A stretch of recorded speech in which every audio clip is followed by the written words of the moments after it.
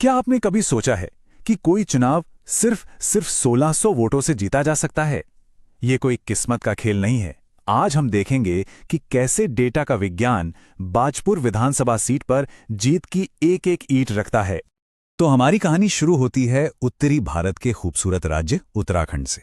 पहाड़ों के बीच बसी है एक विधानसभा सीट बाजपुर, और यहीं पर राजनीति की बिसात पर एक बहुत ही दिलचस्प और बहुत ही कांटे का खेल खेला गया। हाँ, आपने सही सुना, सिर्फ 1611 वोट। अब ये सिर्फ एक नंबर नहीं है ना? ये एक कहानी है, एक ऐसे मुकाबले की कहानी जहां हर एक वोट जीत और हार के बीच की पतली सी लकीर था। तो चलिए सबसे पहले बाजपुर की राजनीतिक जमीन को समझते हैं। देखिए, ये एक एससी आरक्षित सीट है और इसकी खासियत क्या है? ये अपने अप्रत्याशित मतलब अनप्रिडिक्टेबल चुनावी नतीजों के लिए जानी जाती है। यहां कुछ भी हो सकता है। जरा 2022 के नतीजों पर नजर डालिए। जीतने वाली पार्टी और हारने वाली पार्टी, इनके बीच वोटों का फासला कितना था? महज 1.47%। आप सोच सकते हैं, मतलब इसे कांटे की टक्कर कहना भी शायद कम होगा। ये तो बिल्कुल नब्ज रोक देने वाला मुकाबला था। तो सवाल ये उठता है कि आखिर इस इतने करीबी मुकाबले के पीछे की कहानी क्या है, और इसका जवाब छिपा है आंकड़ों में। तो चलिए एक एक करके इन नंबरों की परतें खोलते हैं और समझते हैं कि हुआ क्या था। सबसे पहला नंबर, बाजपुर में कुल वोटर्स कितने थे? करीब करीब 1.5 लाख, 1,52,175। यही वो रणभूमि थी जहां ये पूरा मुकाबला लड़ा जाना था। और इनमें से वोट डालने कितने लोग निकले? लगभग 72%। ये एक बहुत बड़ा नंबर है। ये साफ दिखाता है कि यहाँ के लोग अपने राजनीतिक हक को लेकर कितने जागरूक हैं, कितनी दिलचस्पी रखते हैं।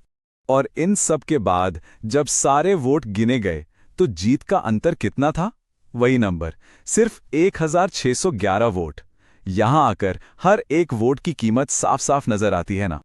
अच्छा, अब जरा इस सीट का इतिहास देखते हैं, इसका मिजाज समझते हैं। देखिए, ये सीट किसी एक पार्टी का गढ़ नहीं है, कभी नहीं रही। यहां सत्ता एक पेंडुलम की तरह लगातार दो बड़ी पार्टियों के बीच झूलती रही है। ये जिसे हम कहते हैं ना स्विंग सीट, उसका एक क्लासिक उदाहरण है। तो ये सारे आंकड़े, ये ट्रेंड्स हमें क्या बताते हैं? पहली और सबसे बड़ी बात, बाजपुर का वोटर किसी एक पार्टी का बंधुआ नहीं है। वो उम्मीदवार का चेहरा देखता है, उसका काम देखता है और हर चुनाव में अपनी पसंद बदल सकता है। मतलब यहां हर एक वोट के लिए लड़ना पड़ता है। तो ठीक है, माहौल ऐसा है जो कभी भी पलट सकता है। ऐसे में सवाल यह है कि जीत की रणनीति बने तो बने कैसे? अब हम उस फ्रेमवर्क को, उस ढांचे को समझेंगे जिसे इस राजनीतिक चक्रव्यूह को भेदने के लिए डिजाइन किया गया था। इस पूरी रणनीति की नींव में था एक सिद्धांत जिसे कहा गया चतुर्मुख सिद्धांत, मतलब 4 मुखों वाला सिद्धांत। ये एक ऐसा 4 डायमेंशनल अप्रोच है जो चुनाव जीतने के लिए 4 सबसे जरूरी पिलर्स पर एक साथ काम करता है। पहला स्तंभ, चुनावी गणित, मतलब वोट कहां से आएंगे। इसका लक्ष्य साफ था, अपने जो कोर दलित वोटर्स हैं उनको एकजुट रखना, क्योंकि वो तो जीत की नींव है, और साथ ही दूसरी पार्टियों से जो नाराज वोटर हैं उनको अपनी तरफ खींचना ताकि जीत का मार्जिन बढ़ सके। अब दूसरा स्तंभ, नैरेटिव, यानी आप अपनी कहानी क्या कह रहे हैं।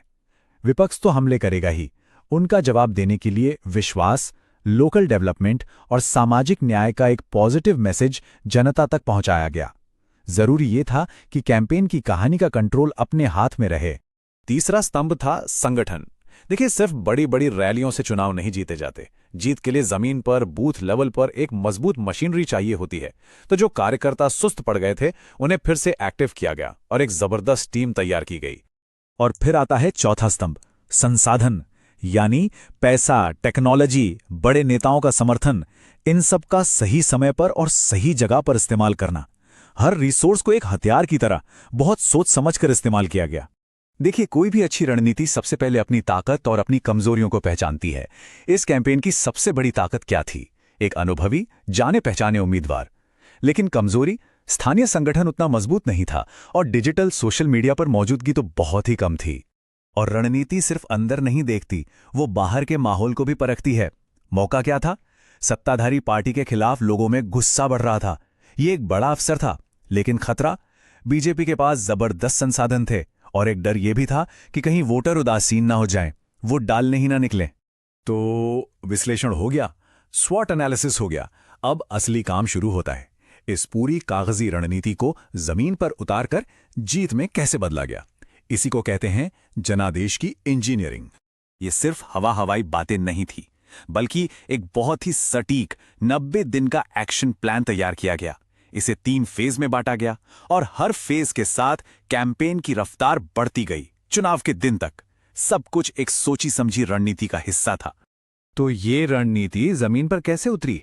कुछ बहुत ही ठोस कदमों के जरिए, जैसे युवाओं की बेरोजगारी जैसे असली मुद्दों को पकड़ना, सामुदायिक सेवा के कार्यक्रम करके लोगों से जुड़ना, उनका भरोसा जीतना, व्हाट्सएप और इंस्टाग्राम जैसे डिजिटल टूल्स का इस्तेमाल करना, और सबसे जरूरी, सबसे ज्यादा जरूरी, अपने समर्थकों को वोटिंग वाले दिन घर से निकालकर पोलिंग बूथ तक पहुंचाना, क्योंकि जीत तो वोट डालने से ही मिलती है। तो इस पूरी केस स्टडी का निचोड़ क्या है, सार क्या है? यही कि आज के जमाने में चुनाव सिर्फ नारों या भाषणों से नहीं जीते जाते। जीत के लिए आपको एक मजबूत सामाजिक गठबंधन बनाना पड़ता है, और उससे भी बढ़कर स्थानीय मुद्दों पर लोगों का विश्वास जीतना पड़ता है। ये सिर्फ राजनीति नहीं है, ये जीत का विज्ञान है।